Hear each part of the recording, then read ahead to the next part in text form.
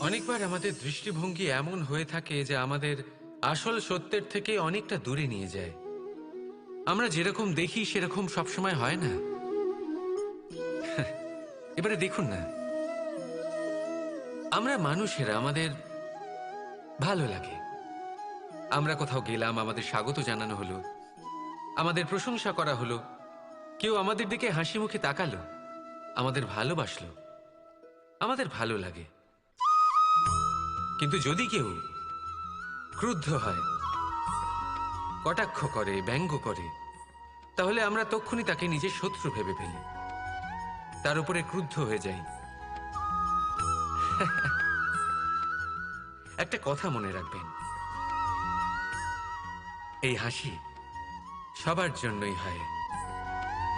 আপনি তাদেরকেও হাসি উপহার দিতে পারেন যাদের আপনি চেনেন, তাদেরও দিতে পারেন যাদের আপনি চেনেন না।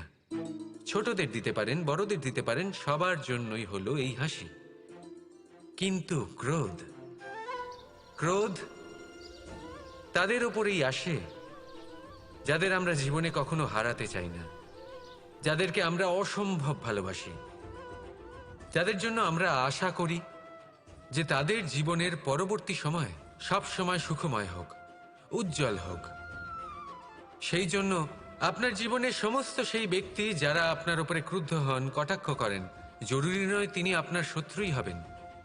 হতে পারে সে হলো আপনার শুভাকাঙ্ক্ষী, যিনি আপনার শুধুমাত্র ভালোই চান, যিনি আপনার জন্য একটা সুন্দর ভবিষ্যৎ চান। সেই জন্য সব সময় মন দিয়ে অন্যের কথা বোঝার প্রয়াস করুন। আপনি জানতে পারবেন তাদের কর্মের ধর্ম কি হতে পারে, আপনি জানতে পারবেন তাদের ক্রোধের মর্ম কি হতে পারে। রাধা রাধা। জীবনের এই পথে এগোতে এগোতে আমরা কোথাও থেমে যাই, আমরা জানি না কেন। আমরা চেষ্টা করি যেন আমরা সামনে এগোতে পারি, কিন্তু এরকম হয় না। কি কারণ হতে পারে এর? আসুন আমি আপনাকে বোঝাই। মনে করুন আপনি কোনো রাস্তায় হাঁটছেন, আপনার পা মুচকে গেল, আপনি পায়ে আঘাত পেলেন। এখন এই আঘাত যদি আপনাকে পথ চলতে বাধা দেয়, তখন আপনি থেমে যান। যদি আপনার ভাবনা চিন্তা ক্ষুদ্র হয়, তাহলে আপনি জীবনে কখনোই এগোতে পারবেন না। ভেঙে যাওয়া কলম দিয়ে আপনি কখনো চিঠি লিখতে পারবেন না। ঠিক সেইভাবেই যদি আপনার মনে অন্যের জন্য হিংসা থাকে, তাহলে আপনি আপনার নিজের ভাগ্য লিখতেই পারবেন না। কাজের প্রতি আলস্য আপনাকে কখনো ধনী হতে দেবেই না, আর ধনের প্রতি লোভ তা আপনাকে কখনো মহান হতে দেবে না। ছোট একটা কথা, কিন্তু এ হলো অত্যন্ত গুরুত্বপূর্ণ। ভাবনা চিন্তা অবশ্যই করুন, আর বোঝার চেষ্টা করুন সেটা যা আপনি বুঝতে চান।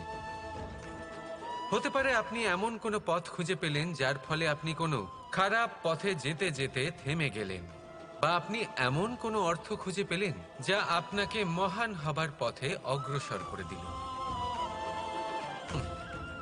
রাধা রাধা। অহংকার এ হলো ছোট একটা শব্দ, কিন্তু এর প্রভাব অত্যন্ত বৃহৎ হয়ে থাকে।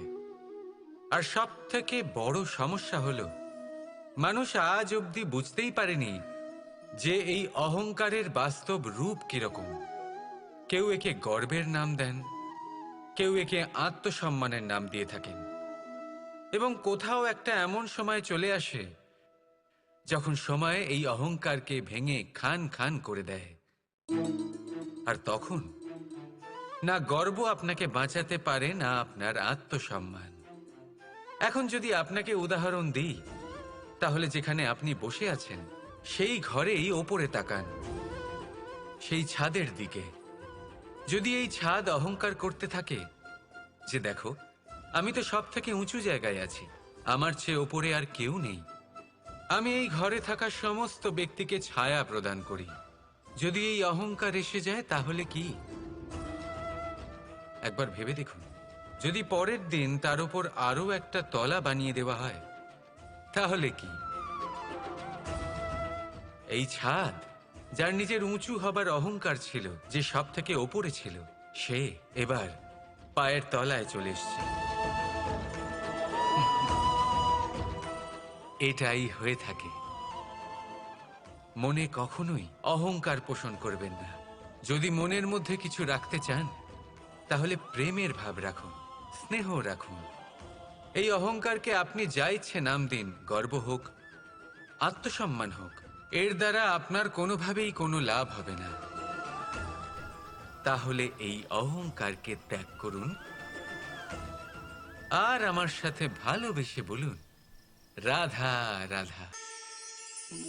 একটা সিদ্ধান্ত। এই জীবনে একটা সিদ্ধান্তের গুরুত্ব কি হতে পারে তা কখনো ভেবে দেখেছেন? একটা সিদ্ধান্ত সেই ভিত্তি হতে পারে যা আপনার পুরো জীবনকে বদলে দিতে পারে, এই সমস্ত সংসারকে বদলে দিতে পারে, ভবিষ্যৎ বদলে দিতে পারে। এই সিদ্ধান্ত যে কোন রাস্তা চয়ন করতে হবে, সেই সিদ্ধান্ত যে কখন সামনে এগোতে হবে আর কখন থেমে যেতে হবে, সেই সিদ্ধান্ত যে কখন যুদ্ধ করতে হবে আর কখন নিজেকে পিছু পা হতে হবে। এই সিদ্ধান্ত হলো খুব গুরুত্বপূর্ণ। আর আপনি তো এই সংসারে একা নন, তাই আপনার একটা সিদ্ধান্ত শুধু আপনার জন্যই নয়, সমস্ত সংসারের জন্য গুরুত্বপূর্ণ হতে পারে। এবার এই সিদ্ধান্ত আপনারই হবে। ভাবনা চিন্তা করে নেবেন, সাফল্য পাবেন। রাধা রাধা। কৃষ্ণকে তুমি যখন পরাস্ত করবে দেখা যাবে, কিন্তু রুক্মিণীকে আমি বিবাহ